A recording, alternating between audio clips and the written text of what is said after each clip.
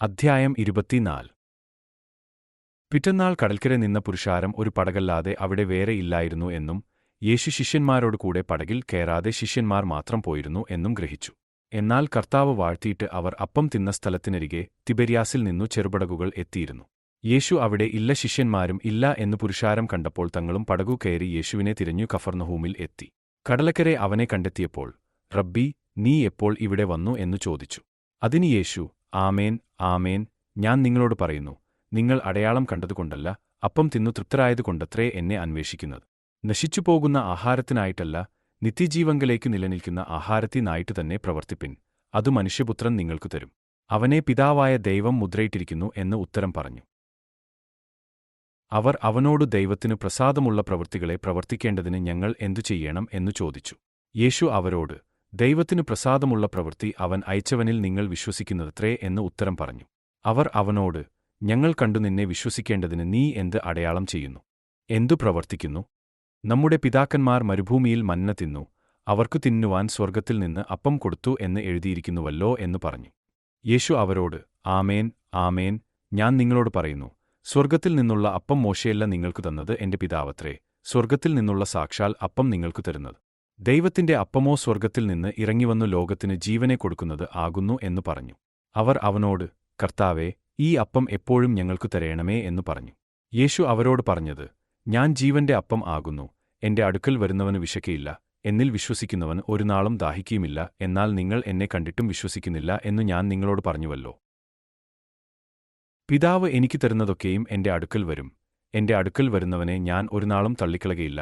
ഞാൻ എന്റെ ഇഷ്ടമല്ല, എന്നെ അയച്ചവന്റെ ഇഷ്ടമത്രേ ചെയ്യുവാൻ സ്വർഗ്ഗത്തിൽ നിന്ന് ഇറങ്ങിവന്നിരിക്കുന്നത്. അവൻ എനിക്ക് തന്നതിൽ ഒന്നും ഞാൻ കളയാതെ എല്ലാം ഒടുക്കത്തെ നാളിൽ ഉയിർത്തെഴുന്നേൽപ്പിക്കണം എന്നാകുന്നു എന്നെ അയച്ചവന്റെ ഇഷ്ടം.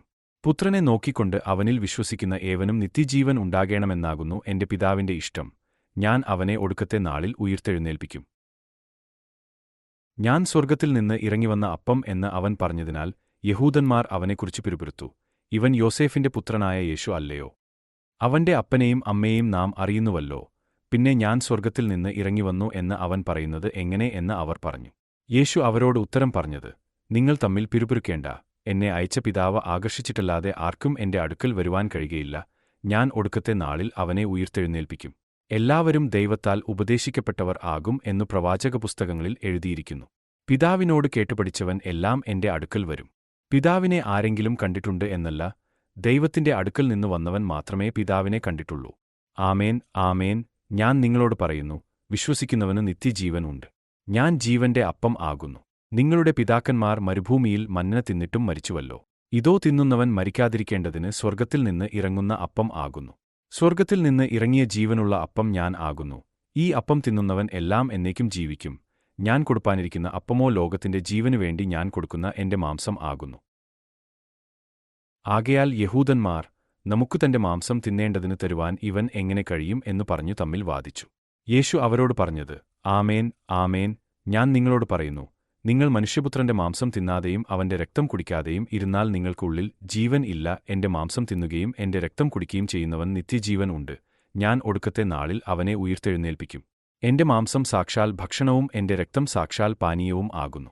എന്റെ മാംസം തിന്നുകയും എന്റെ രക്തം കുടിക്കുകയും ചെയ്യുന്നവൻ എന്നിലും ഞാൻ അവനിലും വസിക്കുന്നു.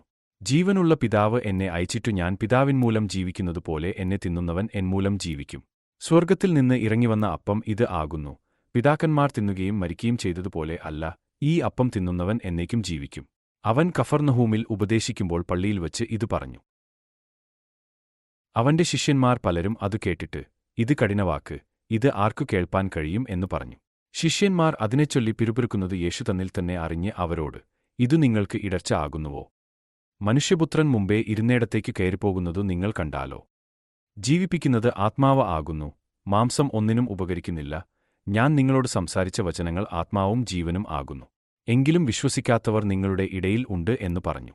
വിശ്വസിക്കാത്തവർ ഇന്നവർ എന്നും തന്നെ കാണിച്ചു കൊടുക്കുന്നവൻ ഇന്നവൻ എന്നും യേശു ആദിമുതൽ അറിഞ്ഞിരുന്നു. ഇതു ഹേതുവായിട്ടത്രേ ഞാൻ നിങ്ങളോട്, പിതാവ് കൃപ നൽകിയിട്ടല്ലാതെ ആർക്കും എന്റെ അടുക്കൽ വരുവാൻ കഴിയുകയില്ല എന്നു പറഞ്ഞത് എന്നും അവൻ പറഞ്ഞു. അന്നുമുതൽ അവന്റെ ശിഷ്യന്മാരിൽ പലരും പിൻവാങ്ങിപ്പോയി, പിന്നെ അവനോട് കൂടെ സഞ്ചരിച്ചില്ല. ആകയാൽ യേശു പന്തിരുവരോട്, നിങ്ങൾക്കും പൊയ്ക്കൊള്ളുവാൻ മനസ്സുണ്ടോ എന്നു ചോദിച്ചു. ശിമോൻ പത്രോസ് അവനോട്, കർത്താവേ, ഞങ്ങൾ ആരുടെ അടുക്കൽ പോകും? നിത്യജീവന്റെ വചനങ്ങൾ നിന്റെ പക്കൽ ഉണ്ട്. നീ ദൈവത്തിന്റെ പരിശുദ്ധൻ എന്നു ഞങ്ങൾ വിശ്വസിച്ചും അറിഞ്ഞും ഇരിക്കുന്നു എന്ന് ഉത്തരം പറഞ്ഞു. യേശു അവരോട്, നിങ്ങളെ 12 പേരെ ഞാൻ തിരഞ്ഞെടുത്തില്ലയോ? എങ്കിലും നിങ്ങളിൽ ഒരുത്തൻ ഒരു പിശാച് ആകുന്നു എന്ന് ഉത്തരം പറഞ്ഞു. ഇത് അവൻ ശിമോൻ ഈസ്കര്യോത്താവിന്റെ മകനായ യൂദായെക്കുറിച്ചു പറഞ്ഞു. ഇവൻ 12 ഒരുത്തൻ എങ്കിലും അവനെ കാണിച്ചു കൊടുപ്പാനുള്ളവൻ ആയിരുന്നു.